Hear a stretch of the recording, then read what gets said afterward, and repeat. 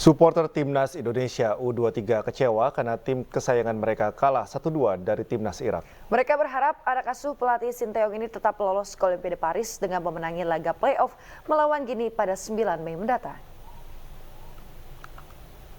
Kami saksikan laga pertandingan Timnas U23 Irak melawan Timnas U23 Indonesia di Piala Asia U23 2024 yang mana Timnas Indonesia ini mengalami kekalahan dan laga pertandingan dimenangkan oleh skuad Timnas U23 Irak dengan skor gol 2-1 meskipun tadinya di menit 18 ini Indonesia sempat memasukkan gol pertamanya terlebih dahulu yang mana yakni dari pemain Ivar Jenner, dan pertandingan ini sebenarnya berakhir di waktu normal karena skor 1-1 seri dan kemudian dilanjutkan extra time selama 30 menit.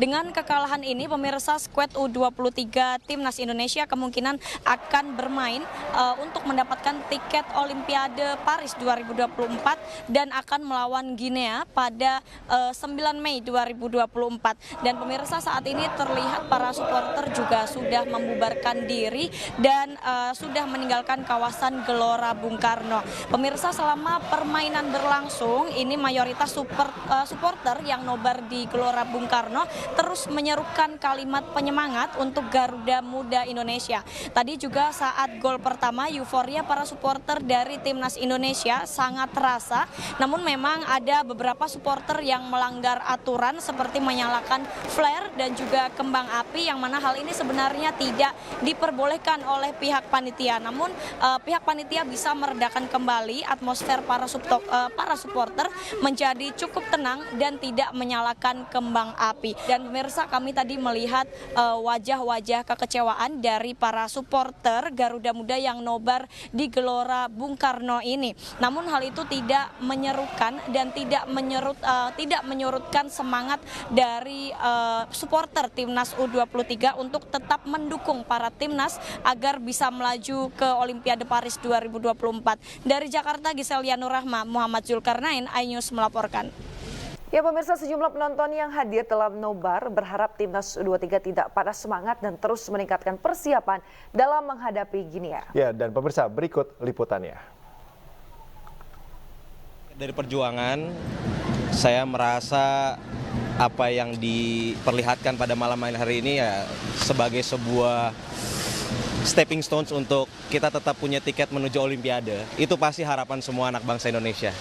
Ya, mudah-mudahan bisa dibalaskan untuk lawan Guinea dan Sintayong bisa lebih memaksimalkan lagi dengan skuad yang ada, dan saya berharap akan bisa dipanggil lagi. Prediksi skor lawan Guinea berapa? Masih sama Mbak, 2-1 Mbak.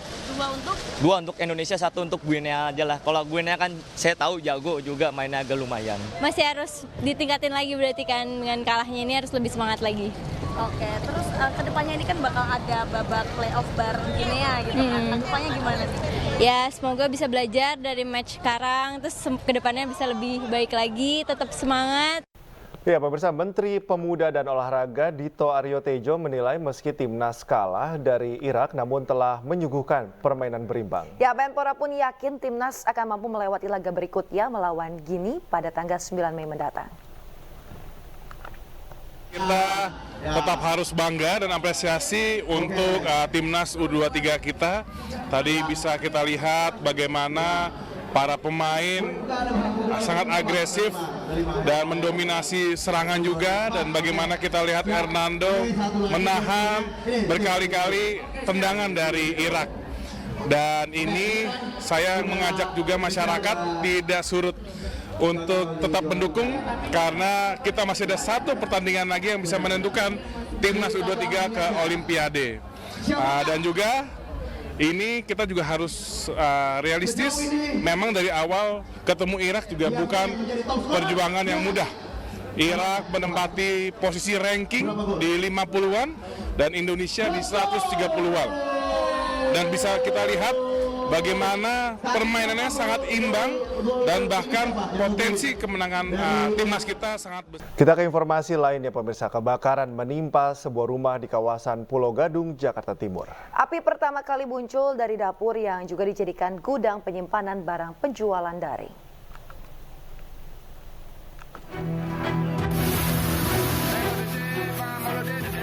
Api berkobar dari dapur sebuah rumah di Jalan Kayu Putih Tengah, 40 Gadung, Jakarta Timur. Penghuni rumah berusaha menyelamatkan barang dari amukan si jago merah. Petugas dari suku dinas Gul Kramat Jakarta Timur yang berada di lokasi langsung berupaya memadamkan api. Peristiwa ini mengejutkan warga yang pada saat kejadian tengah tertidur. Salah seorang penghuni bahkan syok melihat tempat tinggalnya terbakar. Ia terpaksa dilarikan ke rumah sakit untuk mendapatkan perawatan medis. Ruangan yang sempit serta banyaknya barang-barang berserakan di dalam rumah sempat menyulitkan petugas. Diduga kebakaran dipicu adanya korsleting listrik di bagian dapur.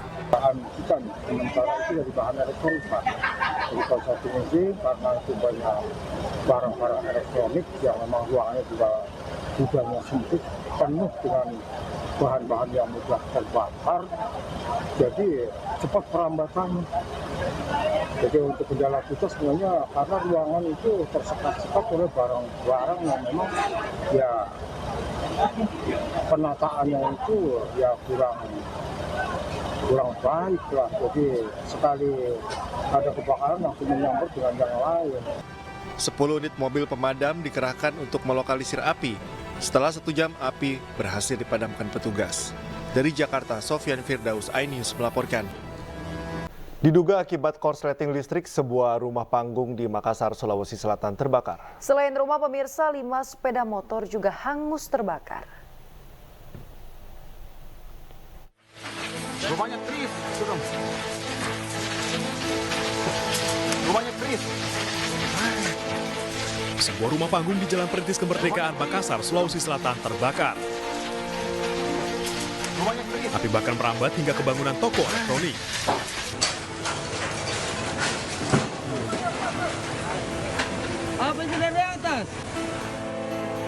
Banyaknya material rumah yang terbuat dari kayu membuat api cepat membesar dan menghanguskan seluruh bagian rumah. Selain membakar rumah dan toko elektronik, api juga melalap 5 sepeda motor. Api baru berhasil dipadamkan 1 jam kemudian dengan 6 unit mobil damkar. Kebakaran diduga akibat korsleting listrik. Kebakarannya ini untuk hari ini agak penanganan agak sulit sedikit karena akses yang masuk di dalam itu agak sempit. Jadi ada jalur lagi satu sama jalurnya juga agak sempit. Di Jalan Perintis ya, Toko Bintang, di mana rekan ini kemudian terdapat 1 unit rumah terbakar dan adanya 5 kendaraan bermotor yang ada di dalam rumah juga itu terbakar. Seluruh penghuni rumah dan karyawan toko elektronik berhasil menyelamatkan diri. Akibat kejadian ini, kerugian diperkirakan mencapai ratusan juta rupiah. Dari Makassar, Sulawesi Selatan, Yoel Yusfin, iNews melaporkan. Pemirsa, selamat menunaikan ibadah salat subuh bagi Anda yang berada di wilayah DKI Jakarta dan sekitarnya. Kita kembali di iNews Pagi. 621 warga korban erupsi Gunung Ruang tiba di Pelabuhan Feri Kota Bitung, Sulawesi Utara. Warga rela dievakuasi meski berdesakan di dalam kapal.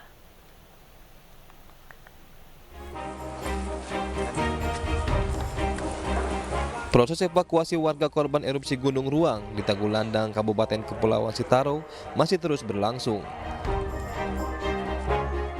Kamis pagi, kapal Lokong Banua telah mengangkut 621 orang yang terdiri dari lansia, anak-anak, dan orang dewasa. Sementara itu, pemerintah Kota Bitung sudah menyediakan ambulans untuk mengungsi yang sakit dan langsung dievakuasi ke rumah sakit.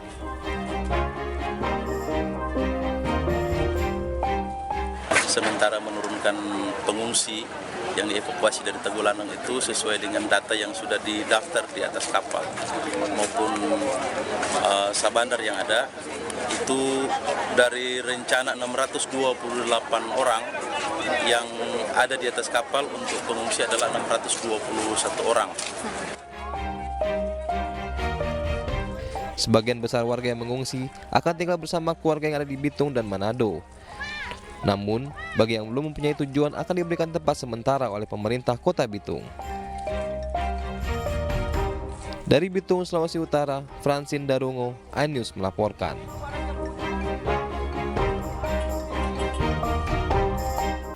Sementara itu, pemirsa, dampak erupsi Gunung Ruang Bandara Internasional Samratulangi memperpanjang masa penutupan sampai dengan Kamis 2 Mei siang waktu Indonesia Tengah.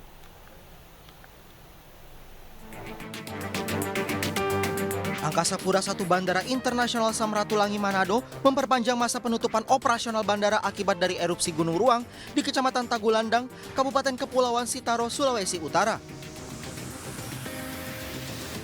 Penutupan dikeluarkan pihak Angkasa Pura atas koordinasi bersama BMKG dan stakeholder terkait untuk memperpanjang masa penutupan bandara Rabu 1 Mei pukul 12.00 sampai Kamis 2 Mei pukul 12.00 waktu Indonesia Tengah.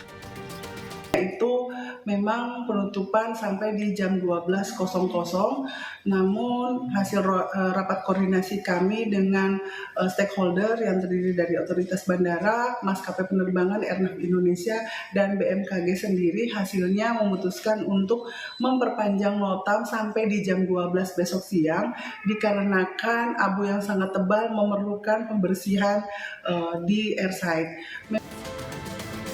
Pihak maskapai juga memberikan opsi untuk refund ataupun reschedule dikarenakan seluruh pesawat gagal terbang. Dari Manado, Sulawesi Utara, Jeffrey Langi, iNews melaporkan. Pemirsa, buaya yang menyerang warga di Kecamatan Arut Selatan, Kota Waringin Barat akhirnya tertangkap. Sebelumnya seorang kakek nyaris tewas setelah diterkam buaya saat berwudu di pinggir sungai di kawasan tersebut.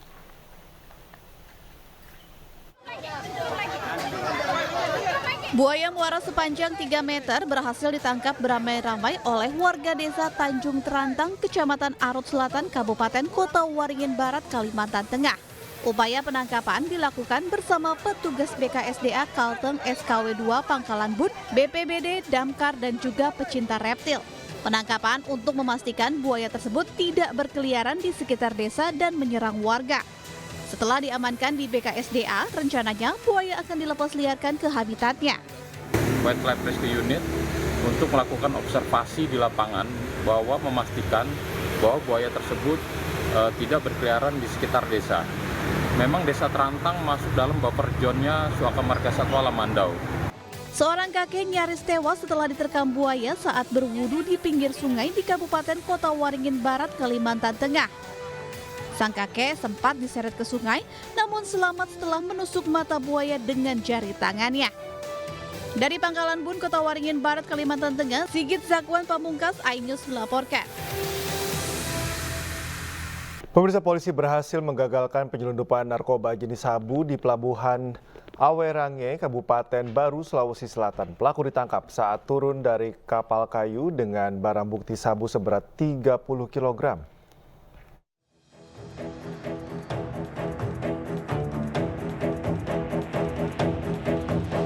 Inilah proses penangkapan seorang pria yang membawa narkoba jenis sabu saat turun dari sebuah kapal layar motor di Pelabuhan Awerange, Kecamatan Sopeng Riaja, Kabupaten Baru, Sulawesi Selatan.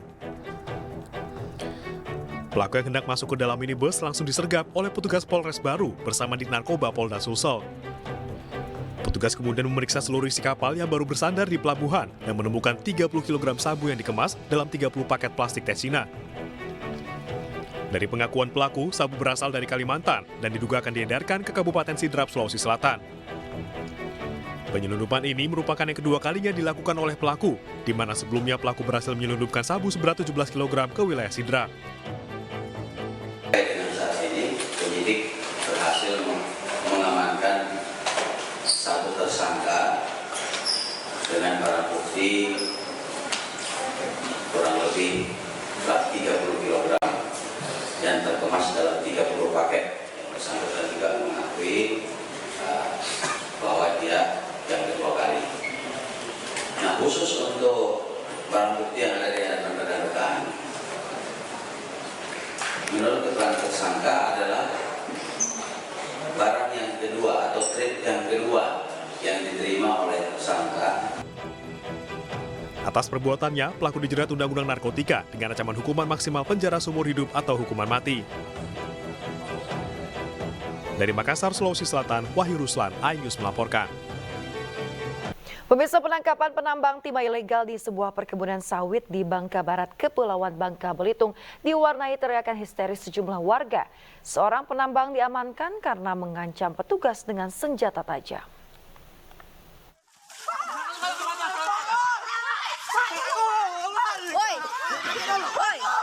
Woi.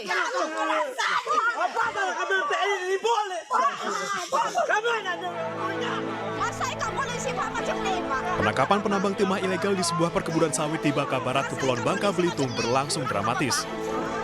Kayak tindakan kriminal ikan nih Pak, nangkap nih Pak. Macam mana ikan nih Pak? Jangan macam ni lah, jangan cara kasar Pak. Sejumlah warga, terutama wanita, berteriak histeris memprotes penangkapan tersebut. Jangan cara kasar ikan Pak. Video. Oh ikan. Nih muka ikan. Aku tuh kena kupil lagi, kamu tuh kena kupil lah kamu teh.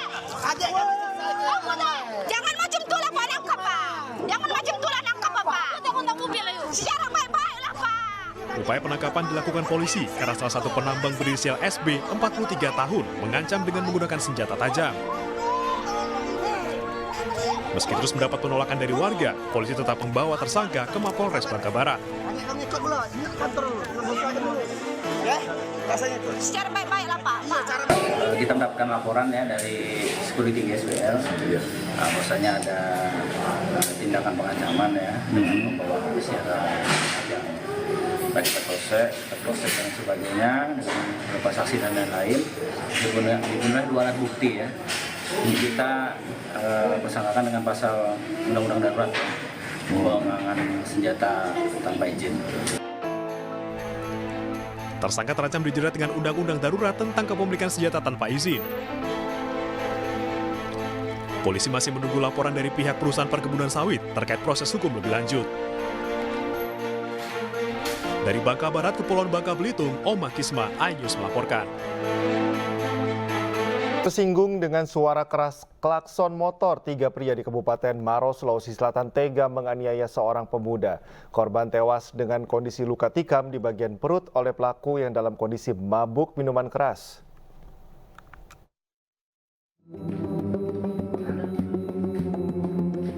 Unit Jatanras Polres Maros menangkap Aceh, pria berusia 24 tahun, salah seorang dari 3 pelaku yang mengeroyok seorang pemuda hingga tewas. TKP pengeroyokan di Kecamatan Turikale, Kabupaten Maros, Sulawesi Selatan. Pelaku yang dibekuk di sebuah rumah langsung menunjukkan barang bukti berupa badik yang digunakannya untuk menikam korban hingga tewas. Polisi yang melakukan pengembangan kemudian berhasil menangkap 2 pelaku lainnya, yakni AG usia 23 tahun dan AB usia 22 tahun. Ketiga pelaku dibawa ke Mapolres Maros untuk menjalani pemeriksaan. Motif pengeroyokan lantaran pelaku Aceh yang tengah mabuk terganggu dengan suara klakson motor yang dibunyikan korban. Saat cekcok antara Aceh dan korban, 2 rekan pelaku lainnya ikut memukuli dan menendang korban. Korban tewas setelah ditikam dengan badik oleh tersangka Aceh. Yang pada saat itu sedang bersandar di setir motornya sehingga mengakibatkan korban jatuh ke tanah, tersungkur di tanah. Nah, dalam keadaan tersungkur tersebut, tersangka Iqbal Rahmat alias Aco ini langsung mencabut badiknya dari pinggang sebelah kiri, mengeluarkan bilah badik tersebut dari sarungnya, kemudian menikam, menusuk bagian perut sebelah kiri dari korban sebanyak 1 kali. Akibat perbuatannya, ketiga pelaku dijerat dengan pasal 338 KUHP pidana terkait tindakan pembunuhan dengan ancaman hukuman kurang lebih 12 tahun penjara. Dari Kabupaten Maros, Sulawesi Selatan, Wahyu Ruslan, iNews melaporkan. Pemirsa, aksi keluarga korban pembunuhan sadis dalam kasus sengketa lahan di Kecamatan Kajang, Kabupaten Bulukumba diwarnai kericuhan di Mapolres Bulukumba. Kericuhan terjadi saat keluarga korban yang memblokade Jalan Trans Sulawesi tidak menerima dibubarkan oleh polisi. 3 orang yang terlibat kericuhan digelandang ke Mapolres Bulukumba.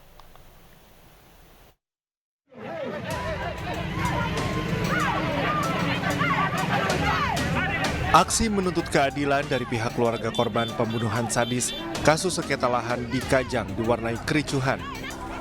Kericuhan terjadi saat masa aksi menggelar orasi dan meminta Polres Bulukumba menemui mereka. Namun karena tidak ditemui, masa mulai geram dan memblokade jalan yang mengakibatkan macet panjang. Personel Polres Bulukumba yang meminta masa agar minggir malah memicu keributan. Saling dorong dan saling pukul tak terhindarkan. 3 orang yang dianggap provokator terpaksa digelandang masuk ke Mapolres Bulukumba untuk diamankan. Sesuai dengan dasarnya kami, keterangan saksi, semua mengatakan ada 4 orang pelaku, 3 orang yang memerangi dan 1 orang yang memegang. Sehingga kedatangan kami hanya 1. Kami meminta kepada pihak kepolisian, profesionalisme kerja, serta tugas fungsi dan wewenangnya itu yang kami butuhkan. Tidak ada hal lain, Pak, untuk menindaklanjuti ini kasus. Merasa tidak puas dengan kinerja kepolisian Polres Bulukumba yang hanya menetapkan 1 tersangka pembunuhan. Padahal mereka pelaku penganiayaan dan penikaman yang menghilangkan nyawa korban berjumlah 4 orang. Kasus pembunuhan terkait sengketa lahan yang tergadai, korban bernama Sudirman, umur 31 tahun menjadi korban pembunuhan sadis. Peristiwa pembunuhan terjadi pada 20 April di tengah persawahan Desa Lembana, Kecamatan Kajang. Dari Bulukumba, Sulawesi Selatan, Dirman Anwar, iNews melaporkan. Pemirsa, puluhan mahasiswa dari Himpunan Mahasiswa Islam Indonesia atau HMI cabang Polewali Mandar, Sulawesi Barat menggelar unjuk rasa di 3 lokasi berbeda. Aksi mereka diwarnai saling dorong hingga nyaris adu jotos dengan petugas Satpol PP. Unjuk rasa oleh anggota Himpunan Mahasiswa Islam Indonesia atau HMI di kantor Bupati pada Kamis siang diwarnai keributan. Puluhan mahasiswa yang berusaha masuk ke kantor Bupati diadang aparat Satpol PP hingga berakhir aksi saling dorong. Bahkan mahasiswa dan Satpol PP nyaris adu jotos saat mahasiswa terus mendesak masuk untuk bertemu salah satu pejabat. Suasana mereda setelah Sekretaris Daerah Polewali Mandar menemui massa dan menerima aspirasi mereka. Dalam unjuk rasa memperingati Hardiknas, mahasiswa menuntut 6 poin pada Pemda Polewali Mandar. Salah satunya penanganan sampah, termasuk penggunaan anggaran pendidikan yang dianggap belum merata.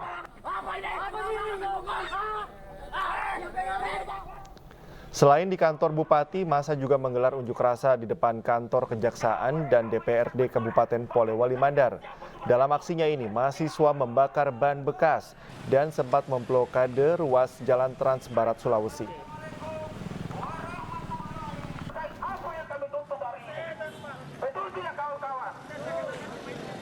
Akibat miskomunikasi sempat terjadi ketegangan antara 2 pemuda Maluku dan didamaikan oleh Ketua FPMM. Pemirsa, Front Pemuda Muslim Maluku menggelar acara halal bihalal sekaligus menghadirkan 2 pemuda Maluku yang sempat bersih tegang akibat miskomunikasi. Ketua FPMM berinisiatif untuk mendamaikan perseteruan di acara halal bihalal tersebut. Turut hadir tokoh masyarakat Maluku yakni Daud K. Daud K ini meminta warga Maluku dan juga Maluku Utara dimanapun berada agar jangan terlalu gegabah dalam menggunakan media sosial. Saya berharap agar dengan kejadian ini dan judul halal bihalal ini, saya berharap untuk kita semua saling memaafkan dan tidak ada lagi 2 kelompok di Jakarta, hanya 1 kelompok, itu adalah Maluku dan Maluku.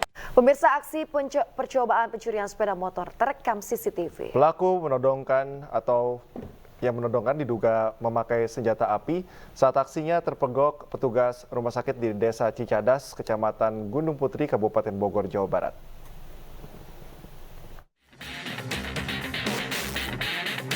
Dalam rekaman kamera pengawas di salah satu rumah sakit swasta di Desa Cicadas, Kecamatan Gunung Putri, Kabupaten Bogor, Jawa Barat, nampak 2 pelaku masuk halaman parkir sepeda motor dan mondar-mandir di parkiran. Tak berselang lama, para pelaku kembali menghampiri 1 sepeda motor yang merupakan target curiannya. Saat dirasa aman, salah satu pelaku turun dari motor untuk menjebol sepeda motor korban. Salah satu pelaku lainnya menunggu di atas motor sambil melihat situasi sekitar. Namun aksi kedua pelaku diketahui petugas keamanan rumah sakit yang langsung keluar memergoki dan meneriaki kedua pelaku. Saat hendak kabur, 1 pelaku yang berada di sepeda motor langsung menodongkan senjata api kepada petugas rumah sakit. Turun 1 orang langsung disamperin, mungkin nggak jadi, cuman yang 1 masih di motor nodongin pistol. Jadi di balik jaketnya itu udah keluar, kelihatan jenisnya jenis yang kecil gitu deh. Warga berharap dengan maraknya aksi pencurian di wilayah Gunung Putri, polisi melakukan patroli rutin di wilayah rawan kejahatan. Dari Kabupaten Bogor, Jawa Barat, Cahyat Supriyatna, iNews melaporkan. Pemirsa, seorang pria di Labuhan Batu Selatan, Sumatera Utara hampir menjadi korban aksi perampasan mobil oleh oknum debt collector. Korban berhasil melarikan diri setelah sempat bertabrakan dengan mobil pelaku.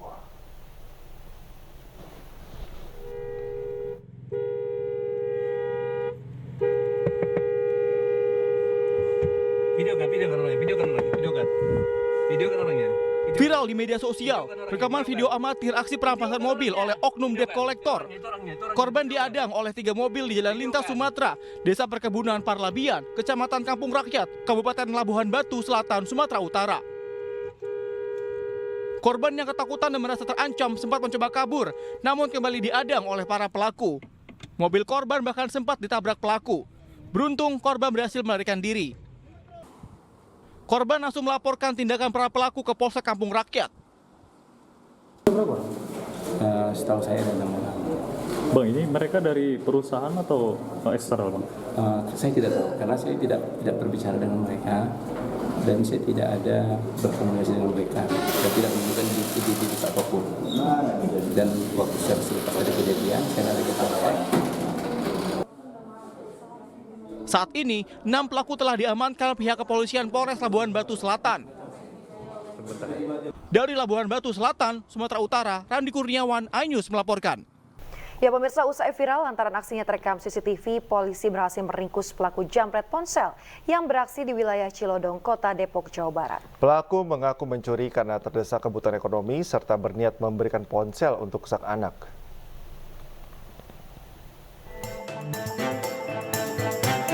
Petugas Polres Metro Depok berhasil meringkus seorang pelaku penjambretan ponsel di Kota Bogor, Jawa Barat. Diduga pelaku YA nekat melancarkan aksinya karena terdesak kebutuhan ekonomi. Saat diringkus, petugas juga mengamankan sejumlah barang bukti bersama kendaraan pelaku untuk melancarkan aksinya. Aksi kejahatan ini baru kali pertama dilakukan pelaku karena terdesak kebutuhan ekonomi serta berniat memberikan ponsel untuk anaknya. Sebelumnya, aksi jambret seorang remaja wanita hingga korban terseret sepeda motor pelaku terekam kamera pengawas dan viral di media sosial. Berarti tahu kalau daerah itu sepi ya? Itu emang keadaan sepi, soalnya di situ kan ramai juga, mana sekolahnya. Bang, berarti lo niat COD HP nggak dapat, akhirnya nyolong aja gitu? Jadi kepikiran begitu saya Tuhan. Kita tidak butuh waktu yang lama untuk melakukan penangkapan karena si pelaku ini kita berhasil angkat di daerah Bogor, Sumbawa Tajam, dan berdasarkan hasil pemeriksaan juga mengakui bahwasannya dalam menjalankan aksinya itu tidak menggunakan atau tidak membawa senjata tajam. Atas perbuatannya pelaku dijerat pasal 365 dengan ancaman hukuman 12 tahun penjara. Dari Depok, Jawa Barat, Iyung Rizky, iNews melaporkan. Seorang penjual kasur keliling ditangkap Satreskrim Polres Sampang, Jawa Timur. Pria paruh baya tersebut tega mencabuli bocah 6 tahun saat dipanggil nenek korban untuk memperbaiki kasur.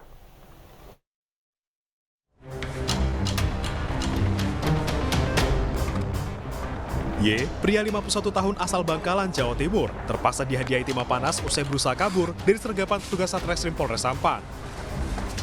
Pelaku yang merupakan penjual kasur keliling tega mencabuli bocah 6 tahun. Awalnya pelaku dipanggil nenek korban untuk memperbaiki kasur di rumahnya di Desa Madeh, Sampang. Namun ketika berada di kamar, pelaku melihat korban dan langsung melakukan aksi bejatnya. Berawal dari nenek korban memanggil tukang kasur yang sudah jadi langganan untuk memperbaiki kasur. Dan pada saat itu oleh nenek korban, tukang kasur disuruh untuk memperbaiki kasur itu di dalam kamar. Saat memperbaiki kasur, tersangka yang berinisial Y memanggil korban untuk masuk ke kamar. Pelaku kini mendekam di Jeruji Besi Polres Sampang dan dijerat pasal tentang perlindungan anak dengan hukuman maksimal 15 tahun penjara.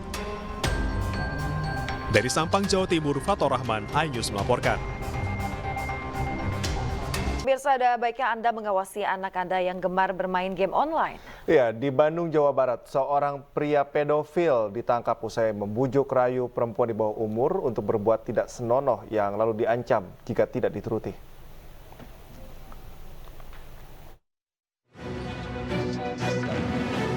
Pemuda 27 tahun ini ditangkap di Treskrimsus Polda Jawa Barat di rumahnya di Serdang Bedagai, Sumatera Utara. YPS ditangkap lantaran dilaporkan telah berbuat asusila ke anak perempuan yang masih 13 tahun asal Tasikmalaya. Korban dan pelaku berkenalan di game online yang berlanjut ke pesan singkat WhatsApp. Termakan bujuk rayu pelaku, korban mengirimkan foto dan video tidak pantas. Polisi menyita sejumlah ponsel dan tangkapan layar percakapan cabul pelaku ke korban sebagai barang bukti. Jika kemauan tersangka tidak dipenuhi, tersangka mengancam atau menakut-nakuti korban dengan cara melukai diri sendiri dengan mengirimkan video tangan tersangka yang terluka atau berdarah. Dari hasil pemeriksaan sementara, pelaku mengaku baru pertama kali melakukan perbuatan asusila tersebut. Namun polisi masih mendalami untuk mengetahui motif termasuk kemungkinan adanya korban lain. Atas perbuatannya, pelaku dijerat pasal berlapis Undang-Undang Perlindungan Anak dengan ancaman hukuman 5 tahun penjara.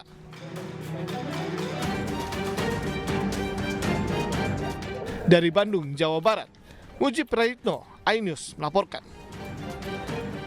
Pemirsa, Ketua Lembaga Perlindungan Anak Indonesia Seto Mulyadi menyoroti dampak negatif game online. Kak Seto meminta pemerintah untuk aktif melindungi anak-anak melalui berbagai regulasi.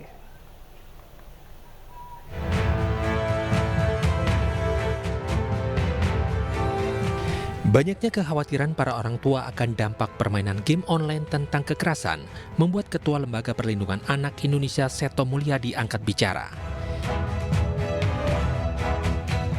Tanggung jawab melindungi anak dari dampak negatif game online yang mengandung kekerasan tidak hanya dibebankan kepada orang tua saja, melainkan tanggung jawab bersama terutama pemerintah. Pengaruh dari media sosial khususnya yang sering disebut sebagai Free Fire maupun game-game online yang lain, bahwa betul ada beberapa sisi positif untuk beberapa anak, misalnya melatih kreativitas dan sebagainya, tapi juga tidak sedikit yang justru berdampak negatif pada anak-anak, membuat anak menjadi agresif, menjadi mudah meledakkan dorongan-dorongan negatifnya, membanting handphonenya dan sebagainya, seperti yang cukup banyak disaksikan. Menurut Menteri Pariwisata dan Ekonomi Kreatif, yang juga Ketua Tim Pelaksana Harian Percepatan Industri Game Nasional, Sandiaga Uno, pemerintah memang telah memberikan perhatian mengenai dampak game online.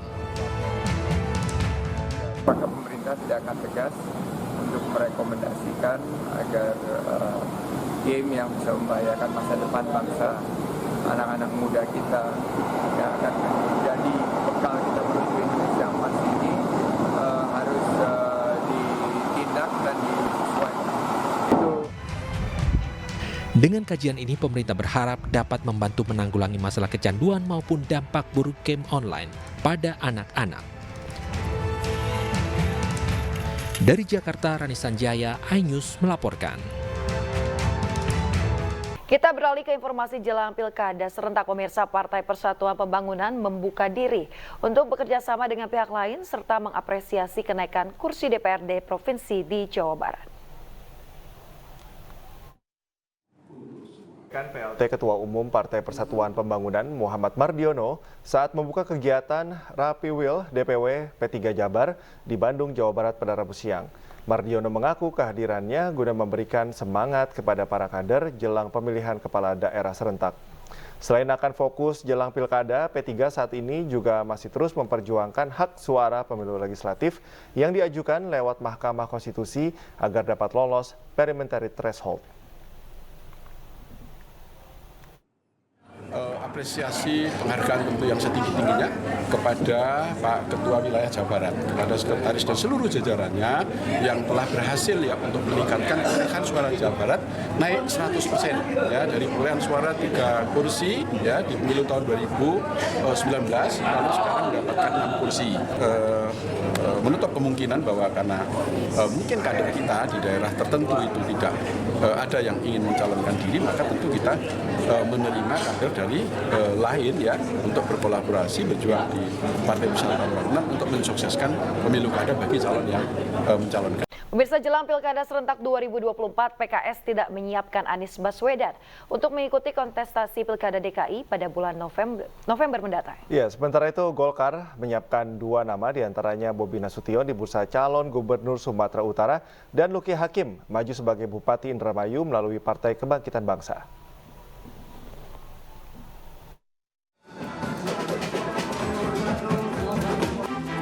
Meski Pilkada Jakarta baru akan berlangsung bulan November mendatang, namun partai politik seperti PKS sudah memiliki calon. Saat menghadiri halal bihalal di DPP PKS di kawasan TB Simatupang, Jakarta Selatan, Sekjen PKS Abu Bakar Al-Habsyi menyebut 3 kadernya sedang dipersiapkan untuk memimpin Jakarta. 3 kader tersebut, Wakil Ketua Majelis Syuro PKS Sohibul Iman, Presiden PKS Ahmad Syaiqo, dan Ketua DPP PKS Mardani Alisera. Untuk sementara PKS tidak menyiapkan Anies Baswedan karena sudah dianggap sebagai tokoh nasional. Begini, ini kan sudah selesai acara ya. Ke depan ini kan kita juga ingin berbuat untuk bangsa ya. Kita kan sudah pengalaman dua periode di kemarin di luar ya. Jadi kalaupun bisa ke dalam itu juga positif, di luar juga dalam tugas dari dalam untuk keluar itu juga positif. Nggak ada masalah. Kita juga ingin berbuat lebih maksimal. Dan kita siap menyiapkan kader-kader PKS yang maksimal dan positif, baik dan profesional untuk berkontribusi. Gitu. 2 nama yang masuk bursa calon Gubernur Sumatera Utara diantaranya Bobi Nasution. Namun 2 nama tersebut baru mendapatkan surat penugasan dan masih perlu dievaluasi dan akan diputuskan 1 nama oleh Ketua Umum Erlangga Hartarto.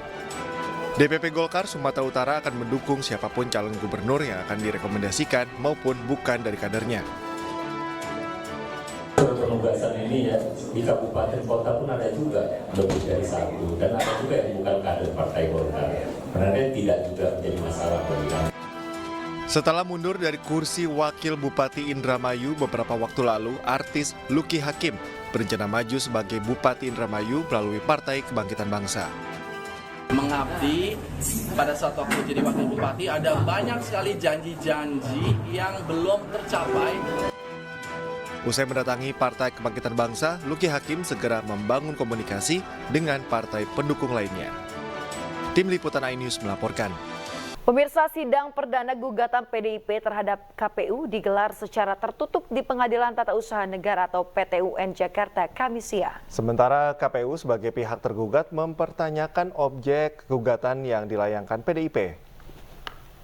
Sidang perdana dengan agenda persiapan pemeriksaan atas gugatan yang diajukan oleh PDI Perjuangan terhadap Komisi Pemilihan Umum digelar PT-UN Jakarta secara tertutup. Tim hukum PDIP menggugat KPU ke PT-UN karena KPU menerima pencalonan Gibran sebagai bakal calon wakil presiden berdasarkan peraturan KPU yang diubah tanpa melalui proses di DPR. Kuasa hukum PDIP Gayus Lumbun mengatakan PDIP sebagai partai pengusung utama Ganjar Mahfud menganggap Hakim MK tidak membuka ruang terhadap kaidah dan moral, hingga PDIP menempuh jalur lain melalui gugatan ke PT-UN. Sementara kuasa hukum Komisi Pemilihan Umum atau KPU Saleh menyebut hingga kini KPU masih belum mengetahui objek gugatan yang dilayangkan oleh PDI Perjuangan. Kehidupan, dinamika dari hukum ini kan luas sekali. Kalau terbukti apakah iya ada kesakralan dari sebuah putusan yang tidak bisa dibatalkan? Dan siapa yang berhak membatalkan? Kalau KPU tidak berhak membatalkan, kami berpandangan rakyat yang berkumpul di MPR itu diwakili oleh anggota-anggota MPR bisa punya sikap untuk tidak melantik. Iya, karena kami ini juga belum paham betul isinya juga apa. Gitu. Kami juga cuma mengikuti di media, tapi itu kan bukan kemudian harus kita jadikan acuan kan. Karena apa yang disampaikan di media dengan tadi misalkan Kita ke informasi selanjutnya, pemirsa. Sidang pra-peradilan yang diajukan Panji Gumilang digelar perdana di Pengadilan Negeri Jakarta Selatan. Panji Gumilang melalui kuasa hukumnya meminta majelis hakim membatalkan penetapan dirinya sebagai tersangka dalam kasus TPPU. Penetapan tersangka dinilai kuasa hukum tidak memiliki kekuatan hukum yang mengikat. Panji Gumilang juga meminta pengembalian seluruh aset Pondok Pesantren Al Zaitun yang disita dan diblokir oleh Bareskrim Polri. Itu harus dilakukan berdasarkan 2 alat bukti ya yang cukup, dan yang kedua adalah untuk seseorang ditetapkan sebagai tersangka haruslah dia memenuhi unsur. Pemerintah Kabupaten Tangerang canangkan Bulan Merdeka Belajar pada momen Hari Pendidikan Nasional. Merdeka Belajar, para siswa diminta kreatif dalam memilih pendidikan baik formal maupun non-formal. Pada momen Hari Pendidikan Nasional, Dinas Pendidikan bersama elemen pendidik lainnya menggelar deklarasi Bulan Merdeka Belajar yang dipimpin langsung pejabat Bupati Tangerang, Andi Oni.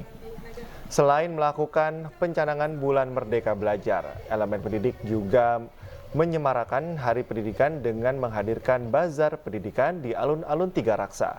Muhammad Maisal Rashid, Sekretaris Daerah Kabupaten Tangerang mengatakan, Merdeka Belajar ini bagian upaya pemerintah dalam mewadahi civitas belajar mengajar di dunia pendidikan.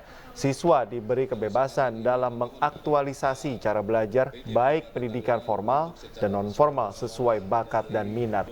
Selama 5 tahun terakhir, pemerintah Kabupaten Tangerang sudah berhasil membangun 17 sekolah baru dan menambah ratusan ruang kelas baru.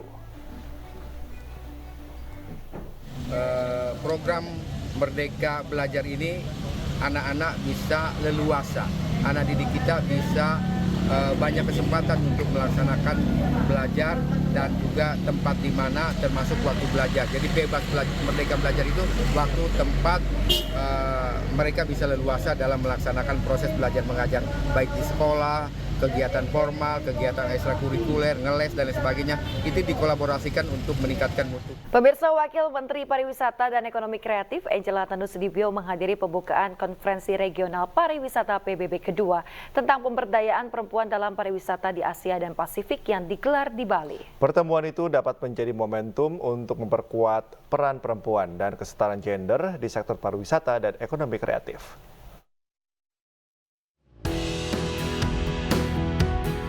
...200 delegasi dari berbagai negara menghadiri pembukaan Konferensi Regional Pariwisata PBB kedua yang digelar di Bali. Womenparekraf Angela Tanusudibio hadir dan memberi sambutan dalam konferensi yang membahas tentang pemberdayaan perempuan dalam pariwisata di Asia dan Pasifik ini. Angela yang juga Wakil Ketua Umum DPP Partai Perindo ini menegaskan komitmennya tentang upaya memperkuat peran perempuan dan kesetaraan gender di sektor parekraf. Apalagi banyak peluang dan kesempatan yang terbuka luas untuk berinovasi dan berkontribusi di sektor tersebut. As a nation, we have done a lot following the era of Ibu Kartini. From access to education, health, economic participation, and politics. And last year, Indonesia ranked 87 in the global gender gap, showing that we have achieved 69.7% gender equality.